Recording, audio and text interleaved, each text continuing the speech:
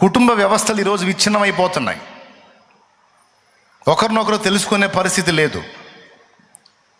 పిల్లలకు చెప్తున్నాను, నీ తల్లిదండ్రుల మనసు ఏంటో తెలుసుకొని వాళ్ళ మనస్సును సంతోషపెట్టినట్లు నీవు నడుచుకోవాలి అంటే ముందు వాళ్ళ మనసు తెలుసుకోవాలి.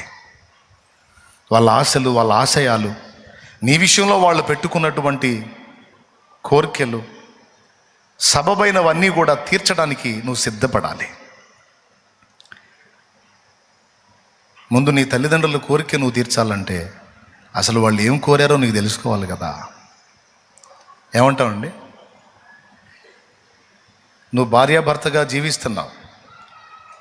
నీ భర్త నిన్ను బట్టి సంతోషపడాలంటే ఆయన మనసు నువ్వు తెలుసుకోవాలి. నీ భార్య నిన్ను బట్టి సంతోషపడాలంటే ఆమె మనసు నువ్వు తెలుసుకొని నడుచుకోవాలి. అందుకే నేను చెప్తున్నాను, కొంచెం టైం కేటాయించి ముందు మనసుల్ని అభ్యాసం చేయండి. నా పిల్లలతో నేను నడుచుకోవాలంటే ముందు వాళ్ళ మనసుల్ని నేను చదవాలి అని తెలుసుకున్నాను. నా భార్యతో నేను నడుచుకోవాలంటే ముందు ఆ అమ్మాయి మనసు ఏంటో నేను తెలుసుకోవాలి. దేన్ని బట్టి సంతోషపడిద్ది, దేన్ని బట్టి అభ్యంతరపడిద్ది. ఒకవేళ నేను ఆవేశపడి బోధిస్తే ఆ బోధకు రియాక్షన్ ఎలా ఉంది, నేను ప్రోత్సహించి బోధిస్తే ఆ బోధకు రియాక్షన్ ఎట్లా ఉంది అన్నీ టెస్ట్ చేసుకొని, ఓకే నేను కోపంగా చెప్తే దడపడుతుంది, చెప్పింది పోగొడుతుంది, కాదు ప్రోత్సహిస్తూ చెబితే ఈజీగా కనెక్ట్ అవుతుంది అని నా భార్య మనసు నాకు అర్థమైన పందాల్లో నేను నడుచుకొని నా ప్రయాణాన్ని నేను నడిపిస్తున్నా. ఆఖరికి మీకు బోధించేటప్పుడు కూడా మీ మనసు తెలుసుకొని బోధిస్తా. అది అర్థం కాకపోతే మీకు నేను చెప్పేది ఎక్కదని నాకు తెలుసు కదా. అందుకని ఏ విధంగా మీకు చెబితే మీ మైండ్కి ఎక్కిద్దో అని అది కూడా మిమ్మల్ని కాస్త కోస్త అధ్యయనం చేసి అందుకు అనుగుణ్యంగా మాట్లాడుతూ ఉంటాను నేను. దేవునికి స్తోత్రం కలుగును గాక. అట్లా కాకుండా ఏదో నా బుర్రకు దోచినట్టు చెప్పుకుంటూ మిమ్మల్ని పట్టించుకోకపోతే మీకు ఎట్టుంటుంది, హింసలాగుంటుంది. అట్లా కాదు, మీకు అర్థం కావాలి. అర్థం కావాలంటే ముందు మీ మైండ్లో నేను చదవాలి. నేను తీక్షణంగా ముఖాలకి వెళ్ళి ఎందుకు చూస్తాను తెలుసా? మీ ముఖాలకి వెళ్ళి అబ్జర్వ్ తీక్షణంగా ఎందుకు చూస్తాను తెలుసా? ఎంత మాత్రం ఎక్కుతుంది, ఇది ఎక్కుతుందా, డైవర్ట్ అవుతున్నారా అనేది కూడా నాకు అర్థమైద్ది. మాట్లాడితేనే పరిశీలించుకుంటా. కొంతమంది వింటున్నట్టు ముఖం పెడతారు కానీ వాళ్ళు ఉండరు, అర్థమైద్ది నాకు. కొంతమంది అసలు ఏం పట్టినట్టు అటు ఇటు చూస్తూనే ఉంటారు కానీ మైండ్ పెట్టుంటారు, అలా ఎక్కుతూ ఉంటుంది. అన్నీ పరిశీలనగా తెలుసుకొని, సేవలో కూడా అంతే, బోధ చేసేటప్పుడు కూడా అంతే, కుటుంబంలో కూడా అంతే. ఈ విధంగా మనసులు తెలుసుకొని మనం కానీ నడుచుకోగలిగితే చాలా సమస్యల్ని మనం డీల్ చేయొచ్చు. దానికి కొంచెం ప్రశాంతత కావాలి. ఎదుటి వాళ్ళ మనసును తెలుసుకోవటానికి ముందు కొంచెం టైం కేటాయించాలి. భర్త మనసు అర్థం చేసుకొని భార్య నడుచుకోగలిగితే సూపర్ ఉంటుంది. కొడుకు మనసును అర్థం చేసుకొని తల్లిదండ్రులు నడుచుకోగలిగితే అద్భుతంగా ఉంటుంది. కూతురి మనసును తెలుసుకొని నడుచుకోగలిగితే అద్భుతంగా ఉంటుంది. ఫస్ట్ ముందు బిడ్డల మైండ్ని చదవాలి. ఈ రూట్లో వెళ్తే వీళ్ళు కనెక్ట్ కాదు, సో ఏ రూట్లో వెళ్తే కనెక్ట్ అవుతారు.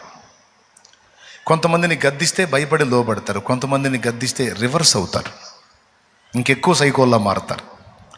అప్పుడు వాళ్ళని గద్దించడం కాదు, వాళ్ళని ప్రేమతో ప్రోత్సహించి లైన్లో తీసుకుంటాం. అసలు ఎవరెవరిని ఏ విధంగా బ్యాలెన్స్ చేయాలనే విషయాల్ని తెలుసుకొని నడుచుకోవాలి. వాళ్ళని గుర్తించాలి. మన పిల్లలైనా సరే వాళ్ళ కష్టాన్ని గుర్తించి మాట్లాడాలి. భర్త అయినా సరే అతని కష్టాన్ని గుర్తించి మాట్లాడాలి. భార్య అయినా సరే ఆమె కష్టాన్ని గుర్తించి మాట్లాడాలి. ప్రశంసాపూర్వకంగా నువ్వు ఆమెను ప్రోత్సహించి మాట్లాడినప్పుడు ఆమె ఇంకొంచెం ఎక్కువగా దేవుని కోసం లేదా నీ కోసం పనిచేయటానికి ఉపయోగపడుతుంది. తృణీకరించినప్పుడు ఆమె నుండి పొందేవి చాలా లాస్ అవుతాం. కాబట్టి కుటుంబమైనా, సంఘమైనా, సమాజమైనా, శత్రువు ఎదుటైనా, దేవుని ఎదుటైనా మనం అద్భుతంగా నడుచుకోవాలంటే ముందు అందరినీ తెలుసుకోవాలి. అది జరిగినప్పుడు ఎస్తేర్లాగా సింహాసనం ఎక్కుతాం. కృప మనందరికీ తోడై ఉండునుగాక.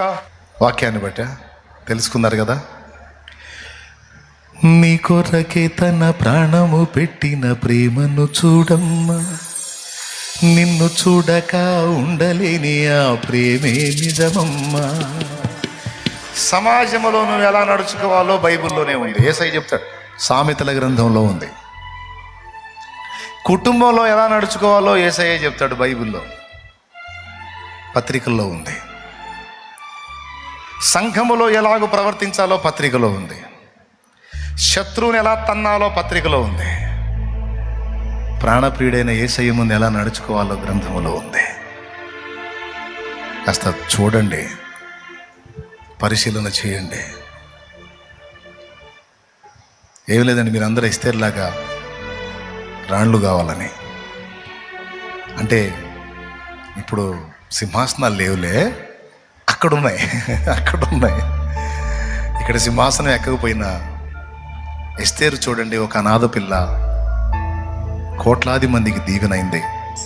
ఆ రోజు యూదుల్ని ఆమె కాపాడకపోతే రక్షకుడు రావటానికి ఆ జనాంగమే ఉండేది కాదు. హామాన్ చేతిలో చచ్చేవాళ్ళు మొత్తం. వాళ్ళందరినీ సేవ్ చేసింది ఎస్తేరు. ఒక అనాథ పిల్ల, అభాగ్యురాలు, దీనురాలు, ఎంత దీవెనకరమైన పాత్ర అయిందో చూడండి. నిన్ను కూడా అలా హెచ్చిస్తాడు. ప్రార్థన. పరిశుద్ధ తండ్రి, నీకు వందనాలు. మా బిడ్డలందరినీ దీవించు. నీ దయారసం వారి మీద పోయి ఒక అద్భుతమైన మాట చాలా సింపుల్గా మా హృదయాల్లోకి ఎక్కించావు. స్తోత్రం అయ్యా. నేను మీకు తోడై ఉండాలంటే నాకు ఇష్టముగా మీరు నడుచుకోవాలంటే ముందు నన్ను తెలుసుకోవాలి. తెలుసుకోవటానికి టైం కేటాయించాలి అనే ఒక అద్భుతమైన పాఠాన్ని ఈరోజు మాకు నేర్పా. సంఘం ఎదుట నడుచుకోవాలంటే సంఘాన్ని గురించి తెలుసుకోవాలి. సమాజం ఎదుట నడుచుకోవాలంటే సమాజం యొక్క పోకడ తెలుసుకొని జాగ్రత్త పడాలి. కుటుంబంలో విజయవంతంగా నడుచుకోవాలంటే కుటుంబం యొక్క ఆలోచనను తెలుసుకోవాలి.